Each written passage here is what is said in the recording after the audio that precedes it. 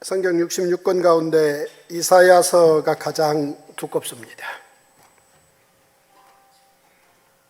따라서 그 두꺼운 책의 내용을 한마디로 요약하는 게 그만큼 어렵습니다.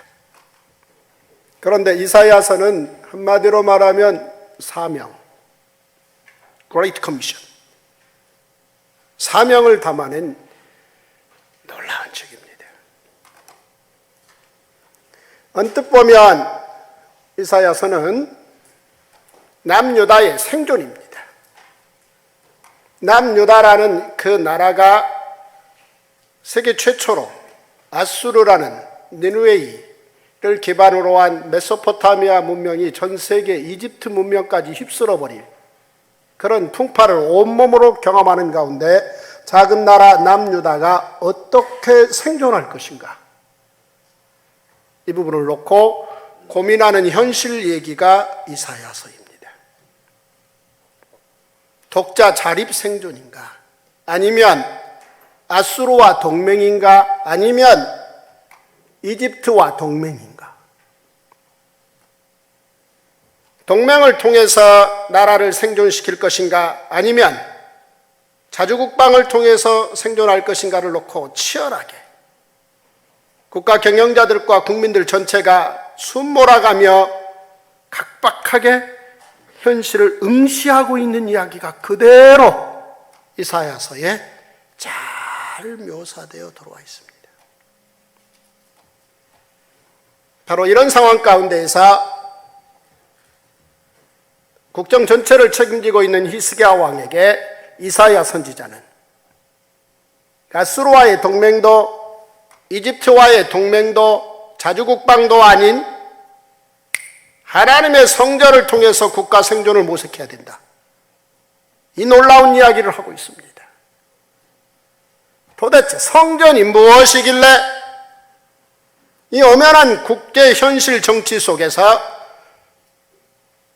수십만의 군대가 죽고 살기를 결정하는 이런 어간에 하나님의 성전에서 남유다의 생존을 꿈꿔야 된다라고, 남유다의 미래를 꿈꿔야 된다는 얘기를 제안하는 걸까?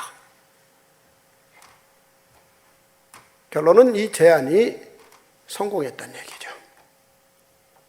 또 한편에 이사야에 들어있는 현실 얘기는 북이스라엘의 심판 멸망입니다. 오랜 시간 200년 동안 살갑지 않은 사이였지만, 그러나 그들 10지파는 거슬러 올라가 보면 한 민족 한 뿌리입니다. 그런데 그 10지파 북이스라엘이 이번에 흔적도 없이 사라질 거라는 얘기를 처음부터 끝까지 합니다. 한 민족이다. 민족이라는 말은 사실은 인간 사회의 가장 총체적 언어입니다. 그래서 한 민족 혹은 모든 민족, 이 기반이 없으면 한 나라 혹은 제국, 제사장 나라 이런 말이 성립되지 않습니다. 민족이라는 말, 이 말을 잘 이해를 해야 인간이 그 민족을 기반으로 어떻게 사회적 삶을 살아가는지를 이해할 수 있는 가장 기초 초석이 민족입니다. 그런데 그들이 한 민족의 뿌리를 가지고 있었다. 비록 나라는 한 민족 두 국가로 200여 년의 시간을 보내왔지만 그들의 근본 뿌리는 한 민족이었다는 얘기입니다. 야곱, 그의 12아들의 뿌리를 두고 그들이 결국 가정의 내부 갈등을 극복하고 애굽에 가서 일치단결했다는 얘기가 창세기입니다. 가정 안에서 많은 갈등의 파고가 있었지만, 그러나 그 모든 것을 하나님이 인간을 사랑하시고자 하는 총체적 계획의 한 일부라는 사실을 야곱과 야곱의 12아들이 다 깨달았다는 이야기. 그래서 가정의 풍파를 극복하고 하나님 앞에 총체적으로 남의 나라에 가서 순종하기를 결단하고 헌신했다는 얘기가 창세기 후반의 이야기입니다. 그런데 그 남의 나라에서 한 민족을 만들었으나 결국은 노예 생활로 생존이 어려워지게 됐다는 얘기가 출애굽기입니다.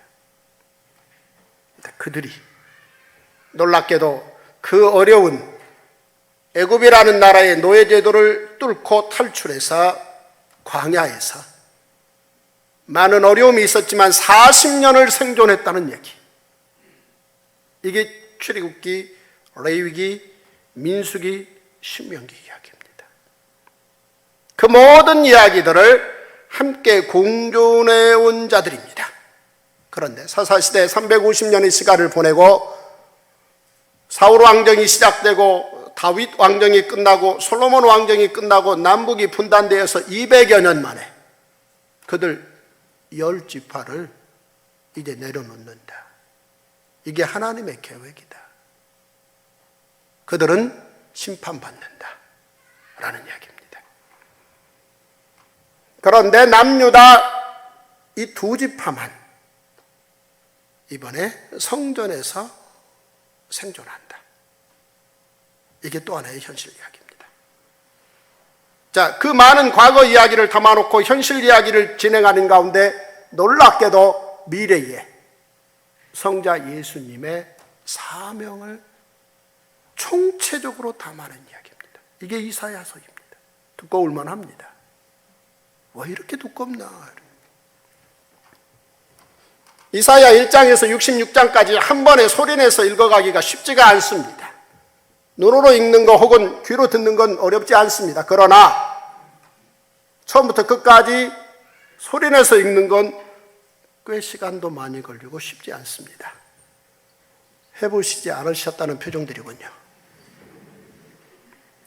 저는 해봤습니다.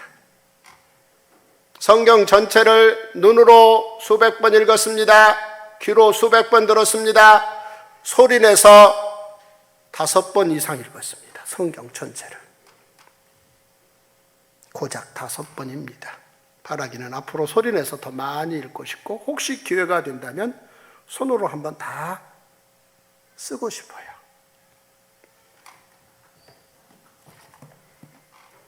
이 책 제가 1000번을 읽었습니다. 저희 큰딸은 이 책 100번을 통독했습니다.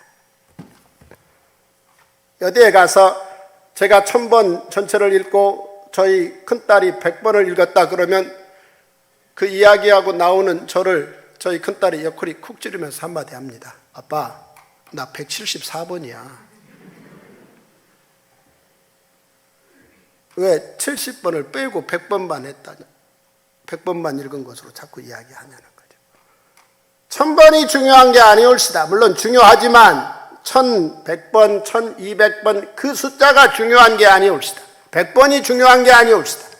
문제는 이 성경 66권 전체를 한 장 한 페이지도 빼놓지 않고 다 읽었다는 거죠. 고작 66권입니다. 이렇게 보시면 되겠습니다. 우리 하나님께서 우리에게 복을 주셔서 집을 늘려주셨는데 66칸입니다. 방이 66개예요. 그런데 그 하나님이 풍요로 주신 그 집에 들어가서 평소에 쓰던 대로 방 2칸만 사용하고 나머지 64개의 방은 한 번도 사용하지 않고 그 집에 살다 나온다면 그런 사람을 일컬어 바보라고 말하죠. 안타까운 생활을 하는 사람이죠. 하나님께서 꼭 필요한 이야기 성경 66권을 우리에게 선물로 주셨고 이 66권을 어느 한 권도 소홀히 여기지 아니하고 다 담아가야 됩니다. 그래야 예수 그리스도의 십자가 이 이야기가 구약 39권 안에 어떻게 담겨 있으며 특히 이사야서에서 어떻게 말하고 있는지 그 이야기를 정확하게 알고 이 종려주의를 잘 보내고 그리고 예수 그리스도의 십자가 사명이 결국 하늘 지성소 성소에서 승리한 이야기라는 사실을 오해 없이 알게 되고, 그리고 그 승리자인 다윗의 뿌리인 예수 그리스도가 궁극적으로 최종 희망이라는 사실을 계시록에서 정확하게 확인하게 됩니다. 이 축복을 우리에게 선물로 주셨습니다. 이 책이 성경입니다. 와우, 아멘 소리가 놀라워요. 아멘 하신 분, 훌륭하신 분들이에요. 요절주의를 어떻게 극복할 수 있을까? 권별주의를 어떻게 극복할 수 있을까? 예화주의는 취급하지 않습니다. 설교 시간은 이 성경 66권을 전체를 말하는 시간입니다.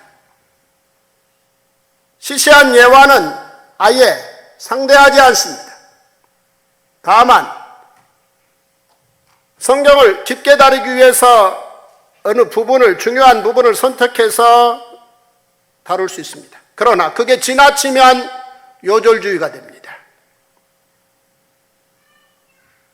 성경 66권이 많다는 이유로 어느 한 권 한 권에 대해서 차근차근 공부하자 그러다가 어느 한 권에 너무 집착해서 깊게 들어가면, 그리고 다른 여러 권들을 소홀히 여기면 결국은 권별주의가 되는 겁니다. 어떻게 성경의 요절주의와 권별주의를 극복할 수 있을까? 그래서 창세기 1장에서 계시록 마지막 장까지 전체 이야기가 결국은 하나님의 행동, 특히나 그의 아들 예수 그리스도의 사명 이야기,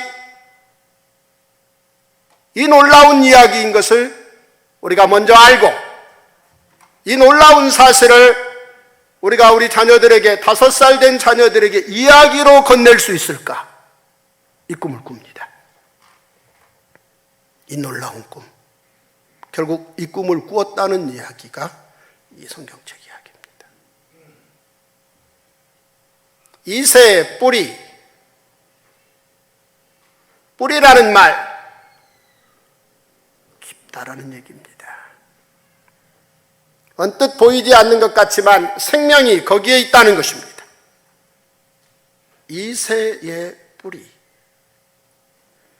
자, 이새에게 여러 아들이 있는데 그 가운데 다윗이라는 아들이 놀랍게도 아버지를 바탕으로, 그 이새라는 이 사람은 보아스를 바탕으로, 보아스라는 사람은 모세를 바탕으로, 모세라는 사람은 아브라함을 바탕으로, 아브라함 맞습니다. 너무 아시들이 많아서. 아브라함, 모세, 보아스, 이새, 이 깊은 뿌리를 가지고 다윗이라는 사람이 40년 동안 권력에 휘말리지 않았다는 겁니다. 어느 누가 권력에 휘말리지 않겠습니까? 권력의 맛을 보고 2년 지나면 권력에 휘말린다라는 게 대체적인 검증되진 학자들이 그걸 정확하게 도표화하진 않았습니다만 우리가 경험하며 세계 역사가 말해주는 권력자들의 한계입니다. 2년 지나면 권력의 단맛에 아부꾼들에게 함몰돼 버린다는 얘기입니다. 사울이 그랬습니다. 제사장 나라를 가지고 자기 권력 사유화에 쇼를 합니다. 그 쇼를 아들 요나단에게 이어가라고 말합니다. 아들 요나단이 말합니다. 그건 아니라고. 그 아들이 죽어갈 때, 그때 사울은 확인합니다. 권력 때문에 나와 내 아들이 이렇게 죽는구나. 그 모든 것을 가까이에서 온몸으로 그 실체를 지켜보고 권력 자리에 앉은 사람이 다윗이고, 이새의 아들 다윗이 40년 동안 제사장 나라의 권력을 제사장 나라의 권력답게 충성했다라는 것. 제사장 나라는 아무 권력도 없는 이름만 있는 나라가 아니옵시다.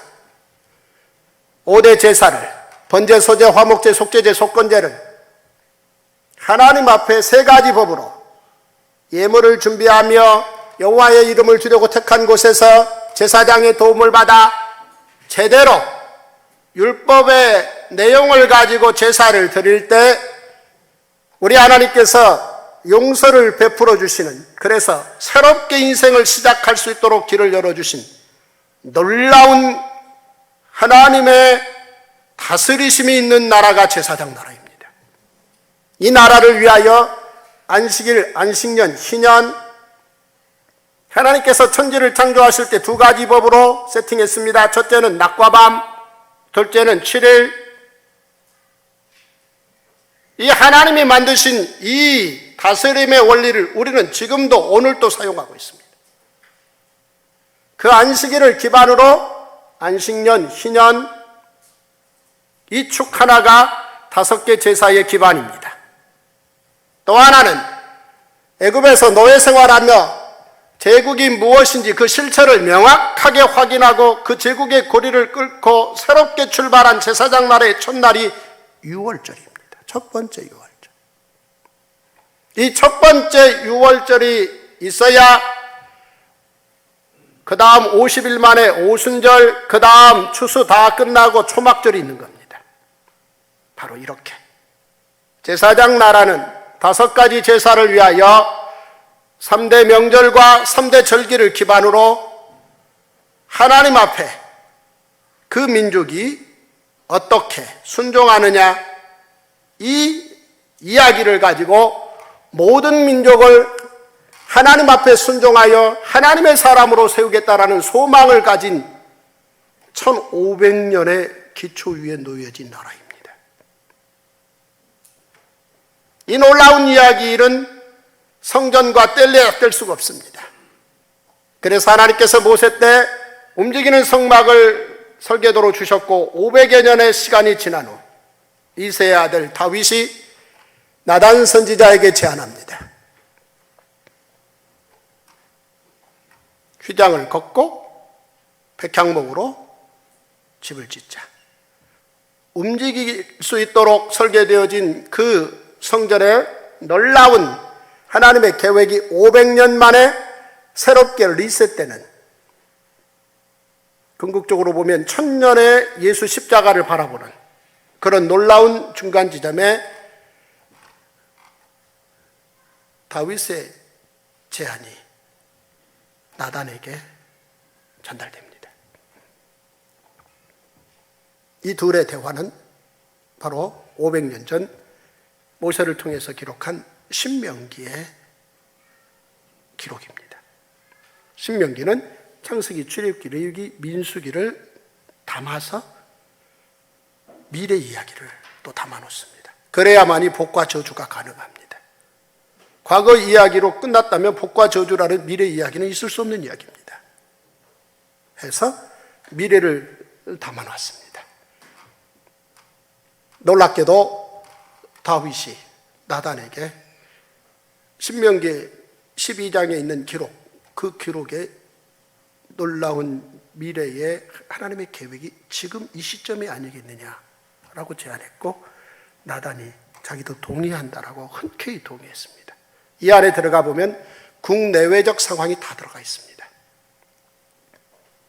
여호와께서 평안을 주사 너희 모든 나라가 사방의 모든 민족들과 평화를 이루게 될 때, 이게 전제입니다. 사회 시스템을 유지해야 된다, 아니면 조금 더 바꿔야 된다, 진보 보수의 이 투 트랙 뿐만 아니라 다양성이 존재한다라는 여러 가지 다양성의 존중, 이런 부분들이 조합되지 않으면 국내적 평화는 없는 겁니다. 그런데 다윗 때 이런 평화를 이뤄냈다는 것입니다. 뿐만 아니라 모든 주변 나라들과의 평화, 이 모든 게 다 갖춰졌다라고 다윗이 판단하며 신명기에서 모세를 통해서 하나님께서 계획하신 그 시점이 지금이 아니겠느냐라고 다윗은 나단에게 제안하고 나단도 동의했다는 얘기입니다. 이 두 사람의 동의는 두 사람의 동의로 끝날 수도 있었는데, 그날 밤 하나님께서 나단 선지자를 통해서 3가지 조건으로 그 시점이 지금이며 결국 향후 1000년을 위한 뿌리가 되는 시점이라고 하나님께서 허락하십니다. 그러면서 세 가지 하나님의 계획을 밝히십니다. 첫째는 설계도를 다시 주신다. 이 말은 하나님께서 모세 때 설계도를 주셔서 오홀리압과 부살렐이 그 설계도대로 움직이는 성막을 만들었던 500년 전 이야기를 기초로 이제 움직이지 않는 예루살렘 성전 설계도를 다시 주신다. 그 다음 그 설계도에 기반해서 준비를 다윗이 한다. 그리고 다윗의 아들이 왕위에 올라서 그 성전을 건축한다. 이게 하나님의 계획이었습니다. 결국 이 계획대로 진행이 되어서 솔로몬 성전이 완성되었고, 이 솔로몬 성전, 이 성전이 수백 년이 지난 후 이사야 선지자는 히스기야 왕에게 바로 그 성전에 들어가서 하나님께서 제사장 나라 경영을 기반으로 또 다른 하나님 나라의 경영으로 깊게 가는 그 어간에서 이제 우리 사명을 재확인하자라는 제안을 한 것이고, 이사야는 거침없이 히스기야에게 제안했고, 히스기야는 들어가서 하나님께 기도함으로 아수르를 거기서 종료시켰습니다. 그러는 가운데 이제 궁극적으로 바로 그 성전의 기초를 잇게 한 다윗 이야기를 꺼내면서, 그 다윗 이야기의 뿌리인 이새 이야기를 꺼내면서 결국은 예수 그리스도 이야기의 밑그림을 놓습니다. 거기에. 그래서 이제 그 예수 그리스도 메시아이신, 이 메시아라는 이 말은 기름 붓다는 얘기인데, 기름 붓는다는 얘기는 제사장, 그리고 사울, 다윗, 솔로몬, 왕, 선지자, 이런 분들에게 해당되는 아주 특별한 하나님의 임명직의 상징인데, 바로 그 메시아 이야기를 본격적으로 하면서 그 이야기의 모든 근간들을 바로 모세 율법, 다윗 시대의 성전 건축, 이런 이야기들을 기반으로 이제 예수 그리스도의 미래 모습을 그려내기 시작하는 거죠. 그 기반 위에, 그 뿌리 위에 새순을 돋아내게 합니다. 그리고 이제 본격적으로 그분이 오셔서 하나님을 아버지라 부르게 하실 거라고 제안합니다. 충격적 제안이죠.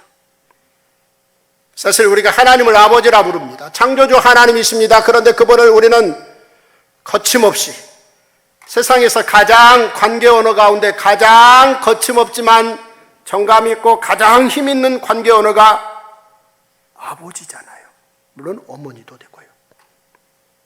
그런데 놀랍게도 창조주 하나님을 아버지라 부르게 할 거다라는 밑그림을 이사야서에서 그립니다. 그리고 구약의 마지막인 말라기서에서 그 얘기를 다시 한번 기반을 두고 결국 예수님이 오셔서 하나님을 아버지라 부르라고 기도 용어를 통해서 우리에게 가르쳐 주므로 우리는 창조주 하나님을 주저없이 아버지라 부릅니다. 이 모든 이야기의 밑그림이 바로 이사야서에서 다 그려집니다. 물론 이 안에 아모스, 호세아, 미가 이야기가 다 담깁니다. 총체적으로. 그러면서 사복음서의 기반 이야기가 나오는. 결국 세월이 지나고 우리 주님께서 이 땅에 오셔서 메시아로서의 사명을 감당합니다. 기름 부음 받은 자로. 결국 그분의 사명의 마지막 한 주간이 격렬했습니다. 치열했습니다. 왜냐하면 그분의 사역을 놓고 방해하는 방해자들도 있었기 때문입니다. 그럼에도 불구하고 그들을 상대해서까지도 우리 예수님은 진실로 살아계신 창조주 하나님의 아들 예수 그리스도가 이 땅에 어떻게 오셨는지, 그리고 무슨 사역을 감당하실지에 대해서 더 명확하게 드러내는 기회로 삼았습니다. 시시한 세금 논쟁부터 시작해서 친로마냐 반로마냐 이런 많은 논쟁 끝에 우리 예수님께서 다윗의 시편을 가지고 그 논쟁의 종지부를 찍습니다. 다윗이라는 사람이 메시아를 내 우편에 계신 하나님이라, 내 우편에 계신 주라고 고백했는데, 그렇다면 다윗이 어떻게, 메시아가 어떻게 다윗의 후손이 되겠느냐? 이제 이렇게 그들에게 물어서 그들이 익히 다 외워 알고 있었던 모든 그 시편의 다윗의 이야기들을 놓고 더 깊게 알지 못하는 그들의 얄팍함을 명확하게 지적함으로 그들의 입을 닫게 하고, 다윗의 이야기가 역사 속에 그들이 알고 있는 그런 표면적인 이야기를 훨씬 넘어서 하나님께서 하나님의 일을 하시기 위한 놀라운 기반적 이야기라는 사실을 그들에게 깨닫게 하는, 그리고 결국 우리 주님 예수 그리스도께서 십자가에 오르시는, 십자가에 오르셔서 결국은 사명을 감당하시는데, 십자가에 오르신 그 이유는 메시아이신 기름 부으신 우리 예수 그리스도께서 십자가에 오르신 것은 첫 번째, 그가 왕 같은 대제사장이기 때문에, 이 말은 제사장 나라를 기반으로 하고 있다는 얘기고, 그리고 그가 하나님의 어린 양으로서, 그리고 하늘 성소 손으로 짓지 아니한 이 창조에 속하지 아니한 하늘 성소 십자가에 오르는, 자, 이 말은 제사장 나라의 5가지 제사를 3가지 방법으로 다 담아냈다는 얘기입니다. 손으로 짓지 아니했다, 이 말은 손으로 지었다는 얘기입니다. 모세 때, 그리고 다시 다윗과 솔로몬 때, 그리고 손으로 지은 모든 그 작품들은 창조에 속했다는 얘기입니다. 그 말은 창조에 속하지 아니한 하늘 성소 십자가를 준비했다는 얘기입니다. 바로 그곳에 우리 주님이 오르셔서 단번에 제사를 드림으로 하나님의 용서를 받아내는 놀라운 하나님의 아들 예수 그리스도의 사명 이야기가 십자가입니다. 할렐루야. 따라서 이 사실을 우리는 구약 성경 39권과 사복음서를 통해 묶어서 전체를 늘 공부함으로 이 사실을 알고 우리는 오직 십자가를 말합니다. 그리고 이 십자가의 승리자이신 예수 그리스도께서 계시록에 보면 다윗의 뿌리가 되셔서 하나님의 모든 온전한 통치의 최종 결정에 7인 7나팔 7대접을 받아서 그것을 마지막 정리하시는 이야기가 계시록의 장각입니다. 이 성경 전체를 공부할 때 알게 되는 하나님의 놀라운 사랑의 사명이셨습니다. 할렐루야. 네. 저는 오늘 여러분들을 이렇게 뵙게 된 이유가 우리 박영호 목사님의 부탁이 아니라 제가 박영호 목사님께 제안했습니다. 새순교회 가서 설교할 기회를 한번 주십시오. 혹 여러분들 생각에 조 목사님은 여기저기 온 목사님들에게 설교를 동량해서 설교하러 다니시는 모양이다. 그 반대입니다. 어느 교회에 가서 설교할 수 있는 기회를 달라는 얘기를 제가 40년의 설교자로서 처음 한 겁니다. 앞으로도 안 할 가능성이 높습니다.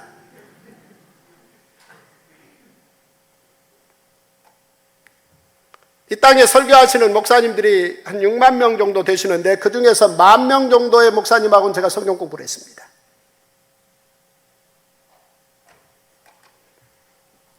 그분들에게 제가 가끔 설교 부탁을 받습니다. 그러나 10번, 100번에 한 번 갈까 말까 합니다. 그런데 주저없이 제가 우리 박영호 목사님께 새순교회에서 설교할 수 있는 기회를 달라고 제가 제 입으로 부탁했습니다. 옆구리 찌른 것도 아니고. 왜요? 하나님의 종 박영호 목사는 놀랍게도 성경 전체를 사랑하는 사람으로 성경 전체를 강단에서 설교하는 지금까지 대한민국에서는 유일한 사람입니다. 이 부분에 대한 새순, 새싹을 여러분과 함께 돋게 했다라는 이 말씀을 드리고 싶어서. 이 성경 전체를 다 읽는 것도 쉽지 않고 이 성경 전체를 본문으로 선택한다라는 것은 가능해야 되는데 현실적으로 보면 정말 쉽지 않은 불가능에 가까운 이야기입니다.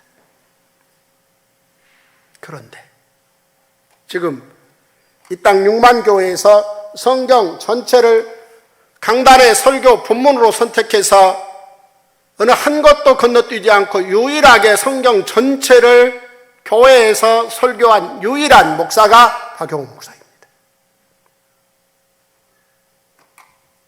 여러분들이 그 증인들이십니다. 그 세 손을 돕게 했습니다. 너무 기쁘고 감사해서. 그 사명을 감당하신 여러분들이 너무 고마워서 이 이야기를 나누고 싶어서 이 자리에 섰습니다.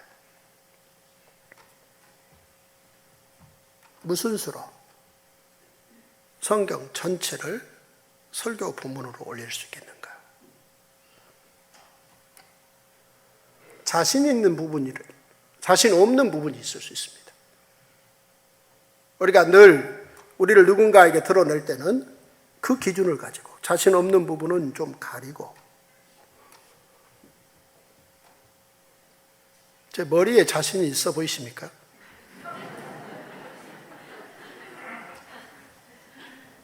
그 말은 제 볼이 좀 두껍다는 겁니다, 이쪽이. 그래서 위로 올리면, 이 얘기 어디 가서 자주 안 합니다. 그래서 머리를 위로 올리면 이 볼이 좀 씬해 보입니다, 이게. 한마디로 잘생겨 보인다는 거죠. 뭔가 스타일을 꾸민다는 얘기는 그거는 자신 있는 부분을 가지고 자신 없는 부분을 좀 가리겠다라는, 그래서 누군가에게 좀 괜찮아 보이겠다라는 기준, 이것 딱 하나입니다.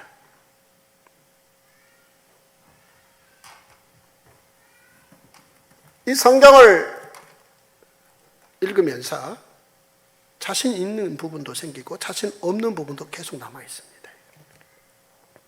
전체를 읽어보시지 않으신 분들은 이 말이 무슨 말인지 이해들은 못하실 거예요.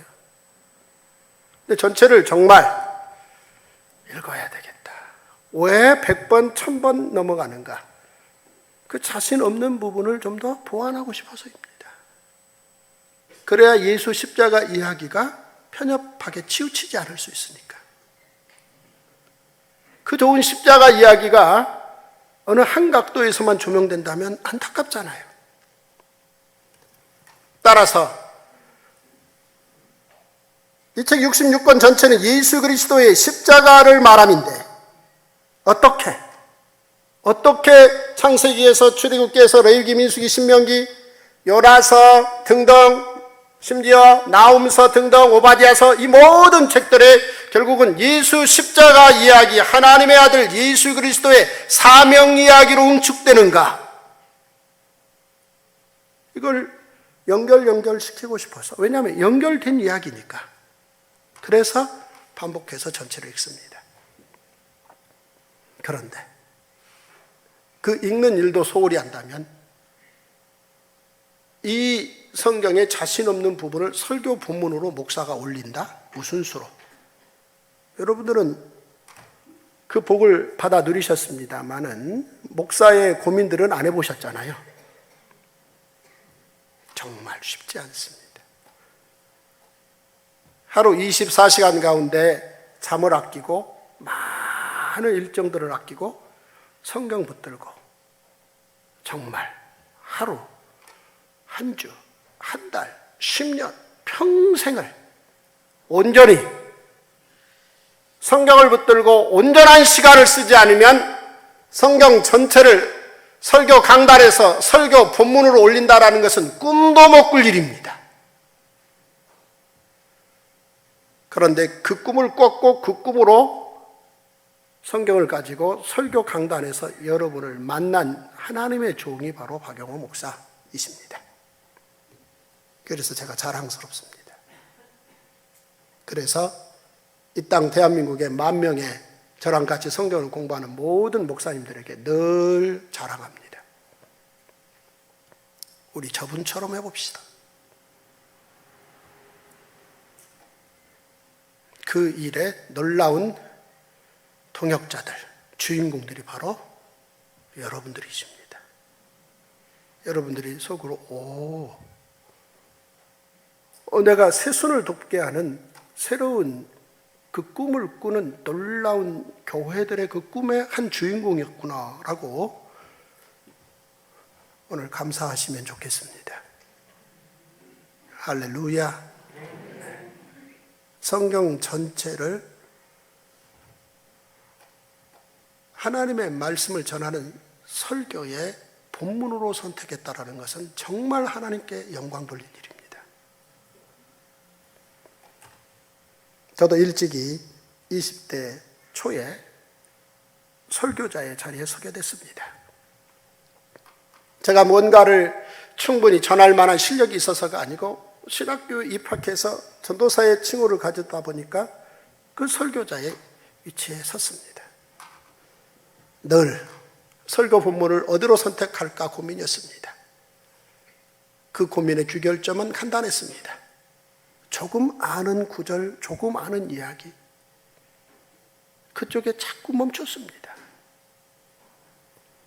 다른 많은 것도 함께 아우러 준비해야 되다 보니까 성경을 좀 더 열심히 공부한다라는 부분에 대해서 그렇게 최선을 다할 수가 없었습니다. 제 큰딸이 성경을 100번을 읽었다 그랬는데 10번, 1년에 10번 통독하자라고 제안해서 이제 제 큰딸이 처음으로 그것을 실천으로 옮겼는데 성경 전체를 10번 통독하고 난 후 연말에 저에게 그래요. 아빠, 제가 올 1년 성경 전체 10번을 통독했어요. 그 말은 내년에 꼭 이어가야 되겠느냐, 그런 질문이 들어 있었습니다. 그래서 제가 우리 딸에게 평생 가져갈 놀라운 선물을 줄 수 있는 절호의 기회다 싶어서 딸아, 이 책은 말이야 1년에 쉬지 않고 10번을 통독해야 그 내용을 잘 모른다는 사실을 깨달을 수 있는 책이야. 저희 딸의 얼굴이 환해졌고 그 이후에 100번을 통독한 겁니다. 한마디로 1년에 쉬지 않고 하루에 약 한 2시간씩 시간을 써서 전체를 역사순으로 한 10번 정도를 지극정성으로 통독해보지 않으면 성경의 내용을 모른다는 사실도 모른 채 평생 성경과 관련된 시간을 마감한다는 얘기입니다. 하물며 어떻게 성도의 자리에 앉아 있으면서 성경 전체 본문을 설교로 들어봐요. 준비된 목사가 없으면 불가능합니다. 그런데 이사야서, 신명기는 창출, 민, 이 4권의 책이 없으면 신명기는 없습니다. 그 모세오경과 그 다음 사무엘 상하서, 역대기 사무엘 상하서 등등 열왕기 상하서의 앞부분 등등 상당히 많은 스토리가 없으면 이사야서는 없습니다. 구약 성경이 없는 사복음서 스토리는 시작되지 못합니다. 사복음서가 없는 사도행전 30년과 바울의 모든 서신서들은 시작될 수 없습니다. 이 모든 이야기는 계시록에서 또 한 번 정리가 됩니다. 성경 66권 전체가 어느 한 권을 빼서 치우치게 해서 그 이야기가 제대로 정리될 수 있겠습니까?